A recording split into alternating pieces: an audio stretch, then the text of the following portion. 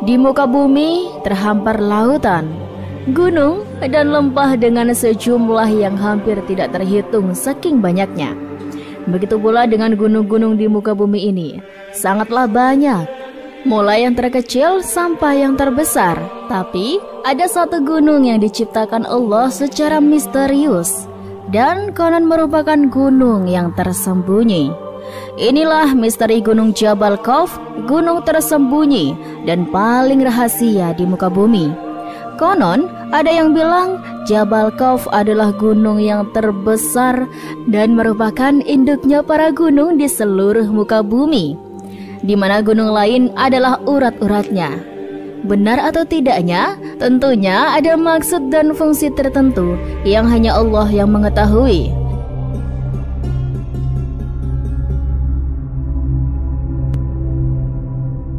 Gunung Jabal Khawf diciptakan tersembunyi dan misterius. Tidak ada yang tahu apa gunung tersebut, melainkan beberapa orang saja. Banyak pertanyaan mengenainya. Seperti apa bentuk dan ukuran Gunung Khawf? Apa fungsinya di bumi? Benarkah Jabal Khawf gunung terbesar di muka bumi?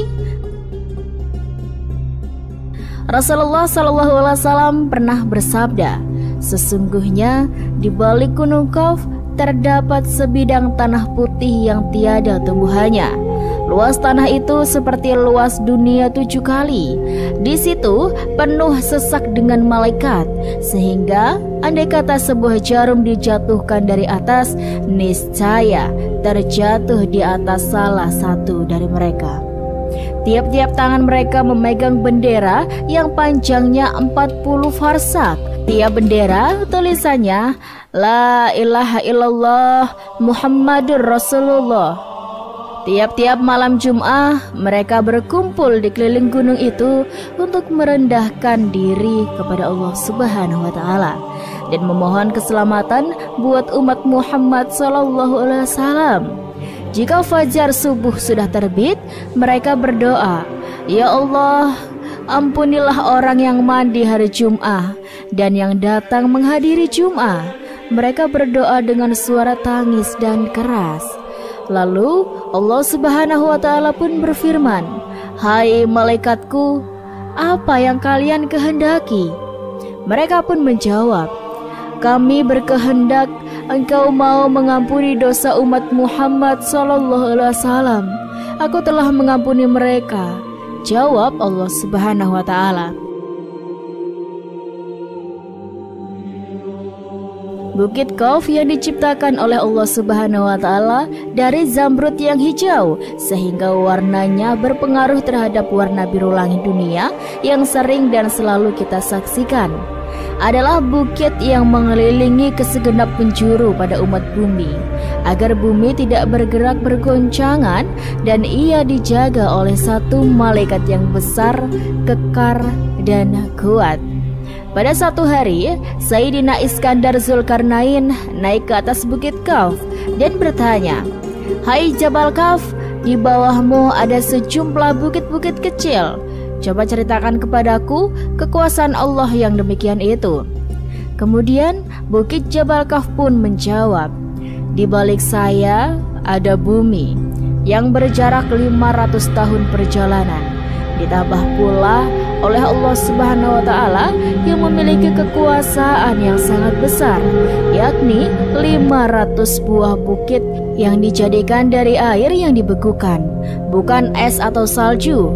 Dengan air yang dibekukan dimaksudkan sebagai daya tahan terhadap lapisan-lapisan bumi agar tidak habis hancur terbakar oleh kedahsyatan ganasnya api neraka yang ada di bawah lapisan bumi yang paling bawah. Dan dipancangkannya di bumi itu gunung menjadi pasaknya agar kamu tidak terguncang. Quran Surat Luqman ayat 10. Dan bersegeralah untuk mendapatkan ampunan dari Tuhanmu, serta mendapatkan surga seluas langit dan bumi yang disediakan bagi orang-orang yang bertakwa. Quran Surat Ali Imran ayat 133. Seluas langit dan bumi memberikan arti 2 kali lipat. Langit berpasangan dengan bumi, matahari dengan bulan, siang dengan malam, Maha Suci Allah yang telah menciptakan segala sesuatu berpasang-pasangan. Quran Surat Yasin ayat 36. Kita dipastikan mengerti maksud berpasangan itu bagaimana. Tentunya luas, panjang, lebar, dan besarnya adalah sama. Kalau tidak sama, orang Jawa menyebutnya gitang atau pincang. Sesungguhnya Allah Subhanahu wa Ta'ala telah menciptakan 7 langit dan bumi seperti itu pula. Quran Surat Al-Talaq ayat 12. Sewaktu Sayyidina Abdullah bin Salam bertanya kepada Nabi SAW, dengan apa bumi ini bisa tenang? Jawab Nabi SAW, dengan beberapa gunung. Pertanyaan berikutnya, dengan apa gunung-gunung itu dikokohkan? Kemudian Nabi SAW pun menjawabnya, dengan gunung Qaf yang dibuat dari zamrud hijau dan birunya langit. Setelah itu ditanya lagi, berapa jarak tingginya dari bumi ke langit dunia? Nabi SAW pun menjawab, 500 tahun perjalanan. Pertanyaan selanjutnya tentang jarak antara perjalanan kiri dan kanannya, utara selatan dari titik tengah. Nabi Muhammad SAW pun kembali menjawabnya, 200 tahun perjalanan. Dan ketika ditanyakan tentang penghuni bumi yang berlapis 7 itu, Nabi SAW pun menjawab, penghuni lapisan ke-7 adalah para malaikat. Penghuni lapisan ke-6 adalah iblis beserta bala tentaranya. Penghuni lapisan ke-5 adalah setan. Penghuni lapisan ke-4 adalah ular. Penghuni lapisan ke-3 adalah kalajengking. Penghuni lapisan kedua adalah jin, dan penghuni lapisan pertama adalah manusia. Allah Subhanahu wa Ta'ala berfirman, dan di bumi terdapat bagian-bagian yang mendampingi. Quran Surat Al-Ra'd ayat 4. Gunung Jabal Qaf menurut Syekh Muhammad Nazim Adil Al-Hakani, Gunung Qaf adalah sebuah gunung yang dikelilingi beberapa buah lembah dan bukit. Gunung ini terletak di antara daerah Yordania dan Arab Saudi. Ada juga yang mengatakan Gunung Qaf terletak di daerah daratan Yaman. Dan ada juga yang mengatakan Gunung Qaf berada di sebuah Persia, dekat tembok Ya'juj dan Ma'juj. Gunung Qaf merupakan daerah yang sangat luas. Di sanalah hidup para waliullah dari golongan Rijalul Ghaib atau laki-laki goib berjumlah sekitar 70 orang. Semua penduduk Gunung Qaf adalah para laki-laki soleh dari golongan manusia yang telah menjauhkan diri dari kehidupan duniawi dan memilih hidup untuk beribadah saja. Gunung Qaf merupakan suatu daerah yang gaib, tidak ada di alam nyata. Kehidupan di Gunung Qaf semuanya bersifat tersembunyi. Dari sisi kegaibannya pun setara dengan sisi kegaiban alam malaikat. Konon, tidak jauh dari Gunung Qaf tersebut terdapat sebuah pulau, Pulau Al-Qadar, tempat bertemunya dua arus air laut dan sungai. Di pulau itulah Nabi Khidir alaihissalam tinggal. Selain Gunung Qaf, terdapat juga Gunung Nu'wan. Gunung Nu'wan terletak daerah paling timur dunia. Ada yang mengatakan daerah ini adalah Pulau Kalimantan. Gunung Nu'wan merupakan daerah yang hampir mirip dengan Gunung Qaf. Perbedaannya adalah jika Gunung Qaf penduduknya semua kaum laki-laki, sedangkan Gunung Nu'wan semua penduduknya yang berjumlah 30 orang adalah kaum wanita. Mereka semua merupakan para mir'atul goib atau perempuan goib. Yang jelas, baik Gunung Qaf, Gunung Nu'wan, Bukit Merah, Pulau Al-Qadar, Tembok Zulkarnain, Danau Hayat, dan berbagai alam para waliullah lainnya. Hanya para wali dan orang-orang soleh saja yang bisa pergi ke sana. Gunung Qaf, kotanya para wali. Ini menurut Syekh Muhammad Nazim Adil Al-Hakani.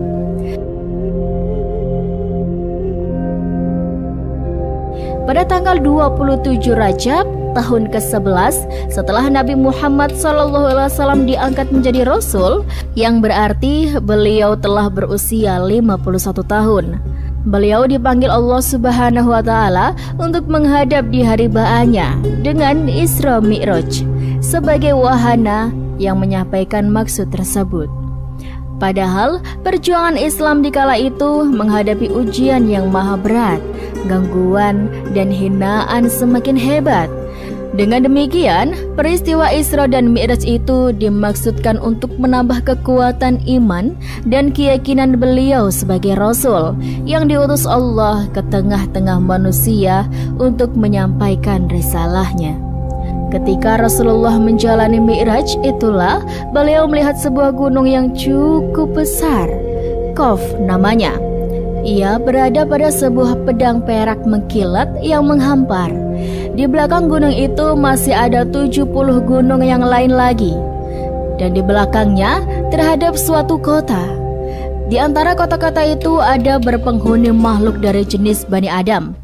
Maka setelah Rasulullah sampai di sana, mereka dengan serta-merta mengucapkan salam seraya memuji atas kemurahan Allah yang telah mempertemukan mereka dengan Rasulullah, serta menyatakan keimanannya pada beliau. "Siapakah kalian? Tampaknya kami belum pernah melihat kalian." Begitu sapa Rasulullah di awal perjumpaan. Maka seorang pemimpin mereka tampil ke muka menerangkan jati dirinya. "Kami merupakan komunitas kaum Bani Israel yang hidup setelah Nabi Musa alaihissalam diutus Allah Subhanahu wa Ta'ala. Namun setelah beliau wafat, terjadilah huru-hara dan perpecahan antara Bani Israel, sehingga menimbulkan berbagai bencana yang begitu dahsyat. Pada masa itu tidak kurang dari 43 nabi terbunuh, sehingga masyarakat tidak lagi mengetahui mana yang hak dan mana yang batil. Menyadari terjadinya kerancuan seperti itu, kira-kira 200 orang yang ahli ibadah dan bersikap zuhud tampil untuk membenahi masyarakat. Digelarnya amar ma'ruf dan nahi anil munkar. Namun Bani Israel malah menghabisi mereka. 200 orang itu dibunuh dalam satu hari. Setelah periode tersebut, keadaan masyarakat menjadi lebih runyam lagi. Keonaran muncul di mana-mana dan tampak sudah sulit dipadamkan. Nah, dari sebab tidak mampu kami untuk menanggulangi bencana di skala lini ini, kami berdoa kepada Allah menyelamatkan kami dari bencana yang mengancam keselamatan akidah kami. Dan ketika kami masih berdoa, itulah tiba-tiba hamparan tanah yang berada di hadapan kami terkuak lebar. Kemudian kami terperosok ke dalamnya dan terus terperosok sampai dasar bumi. Kami berada di sana selama 18 bulan dan setelah itu kami baru bisa keluar menuju tempat ini. Sebelum semuanya terjadi, Nabi Musa alaihissalam telah berpesan kepada kami bahwa jika saja kami bisa menjumpai Nabi Muhammad SAW yang akan diutus pada akhir zaman, hendaklah kalian sampaikan salamku padanya. Berpesan pula agar engkau mengajari kami mengenai Al-Quran, sholat, puasa, berjumatan, dan hukum-hukum yang lain. Maka pada kesempatan pertemuan ini, mereka pun diajari Rasulullah mengenai apa yang telah diwasiatkan oleh Nabi Musa alaihissalam. Kemudian Rasulullah pun berkeliling melihat kehidupan mereka. Dalam perjalanan inilah beliau melihat banyak keganjilan yang belum pernah dilihatnya selama ini. "Mengapa rumah kalian selalu terbuka, siang dan malam tidak pernah kalian tutup?" tanyanya. "Kami merupakan suatu komunitas atau kaum yang sangat aman. Tidak pernah terjadi keributan sama sekali, baik mengenai harta ataupun yang lain. Dengan demikian, kami tidak memerlukan penjaga keamanan." Begitu jawaban mereka. "Terlihat pula rumah kalian tertata rapi dalam tipe yang sama yang nampak keasriannya. Mengapa?" kejar Rasulullah SAW lagi. "Masyarakat di sini," kata mereka, "merupakan komunitas satu hati. Duduk pun sama rendah dan berdiri sama tinggi. Berat sama dipikul dan ringan sama dijinjing. Tidak seperti perumahan yang ada di dunia. Kendati dalam tipe yang sama, namun menjadi RSS, rumah sangat semrawut. tersebab hati mereka yang sangat serakah dan menggandrungi dunia. Mengapa pula masjid kalian begitu jauh dari perumahan? Tanya Rasulullah lagi. Tiada lain agar menambah pahala kami, di mana seseorang yang berangkat ke masjid dari tempat yang jauh, pahalanya akan melebihi mereka yang berada di dekat masjid. Itulah tujuan kami wahai Rasulullah, tukas mereka kembali. Mengapa jika saja terdapat salah satu anggota keluarga yang mati, mereka selalu dikuburkan di depan rumah? Tanya Rasulullah kembali. Kebijaksanaan itu tiada lain agar kami dalam mengarungi kehidupan dunia ini selalu ingat terhadap maut yang selalu mengintai sewaktu-waktu.